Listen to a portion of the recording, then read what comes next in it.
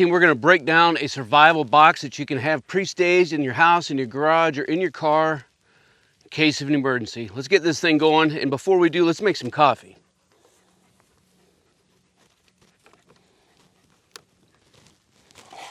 Now, while this thing is brewing, I'll tell you that this request came in from a single mother, and she was like, Stoke, man, can you give me some ideas and some things that I can do to help try to stand ready in the event of an emergency? You know, I'm not some crazy whacked out, prepper or anything. I'm just a single mom, got a couple boys, and I need to do what I can in order to be prepared in the event of a most likely scenario. So what I did was put together a 5-gallon bucket survival pack. This thing could obviously be staged in a garage, on a shelf, in the pantry, in your car, in the truck, and stand ready for you in order to be able to be easily accessible and get this thing going in any direction that you want. So we'll break this thing out, and I think we're going to see that it has a lot of items in it for use, whether we are on the road, in a wilderness setting, or even in an urban environment. So let's get this thing broken down. Again, you could use a 5-gallon paint bucket.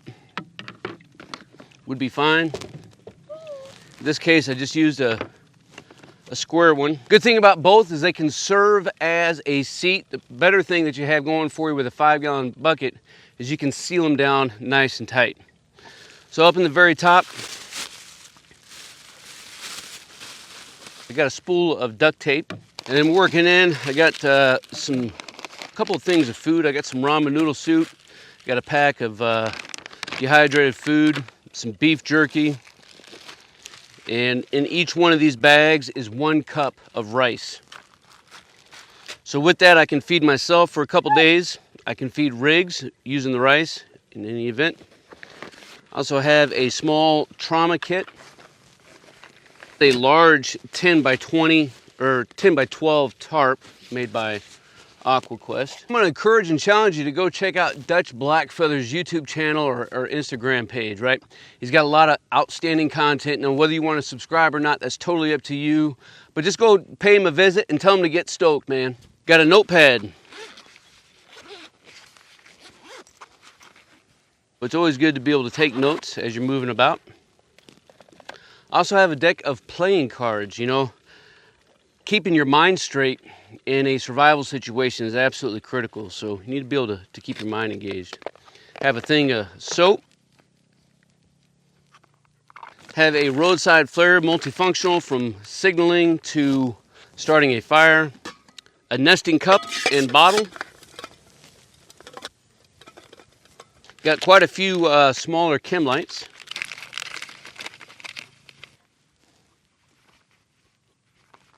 Another pot, and in this pot I have some paracord. I have a Blackbeard fire starter used. Have a Sawyer Mini, some water purification tablets, and a washcloth to go with my soup. And then last but not least, I have an emergency radio. Right, team, so as you can see, this kit was absolutely packed tight. Now, I can take care of dang near every single survival task that I would need to for probably about 72 hours as is, with nothing else added in. But once I do add in things that I may have in my truck or my vehicle, where we're talking about our packs, our layer 1 items, things of this nature, you can see that this survival kit can be extended out beyond just 72 hours. And again, can be used in an urban environment. If you have windows or a ceiling or roof that's been caved in, I can use my tarp to help cover some of this stuff up. I can use duct tape for any number of field expedient tasks, right? Now, I know you're wondering, Stoke, how do we make some dadgum coffee? How do we make some dadgum coffee?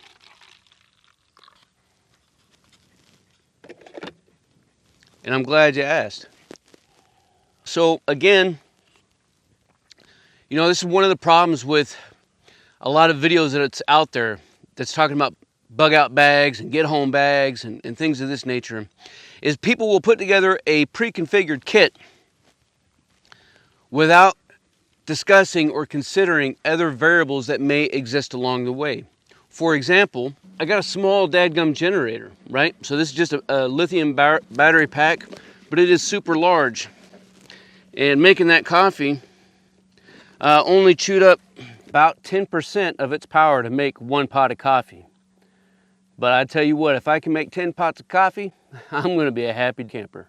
So having the ability to be able to maintain some other necessities or luxuries of life, in my opinion, is absolutely critical. Whether you're using a small battery pack to charge 1 or 2 times a smaller device, or whether you have a larger battery pack like this, which you can even further accessorize with some solar panels so that it is providing continuous power after or beyond 48 to 72 hours.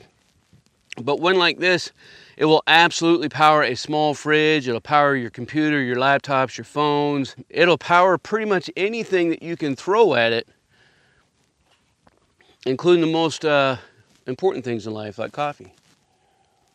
All right, team, so let me know what you think about this 5-gallon survival kit. And we'll continue to keep this conversation rolling. What should have been added into or replaced? There's not much room to add into. So when we start talking about, hey, Stoke, man, you should have put this in there, what should have come out, right? Does that make sense? This particular kit sits in 1 of 2 places all the time. In the back of my wife's car or on the shelf out back, ready to go at a moment's notice. And or, if we're getting ready to go on a road trip, I'm gonna go down to California for the Grunt Proof Survival Games. This will be riding in the back of the truck. So in addition to everything else that I have a lot of redundancy in the kit. Team, I appreciate all you guys, man. Until then, you stay out there, you keep grinding, and you stay stoked.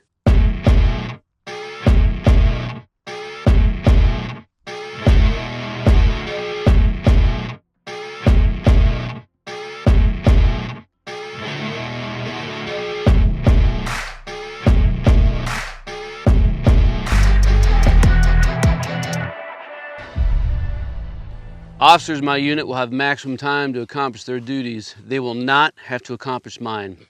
Again, team, this is another small snippet from the creed of the non-commissioned officers. And what it says to me is that when we're in a place of service and we're working for other people, right? Because you're not always going to be the boss. You're not always going to be the head mother in charge, right? You have people that you're working for. And even if you are in a position of leadership, whether it's civic, political, economic, household, economic in the job or marketplace, the people that are working for you, you are servants to them as well. So what I think this is trying to say to me is that I want them to be able to focus on their tasks. Again, if I'm looking up, I want the people that I work for to not have to be concerned about my tasks. I'm going to do and execute mine to the standard so that they can trust me that I'm going to be able to get the job done. If I am in a position of leadership, then I want the people that are working for me to be able to have everything that they need to be able to accomplish their tasks. And I don't need to micromanage them, and then I need to take care of what I need to so that they can trust that I have their best interest in charge. So just a couple thoughts, man. Let me know what you think down in the comments below. Appreciate you guys.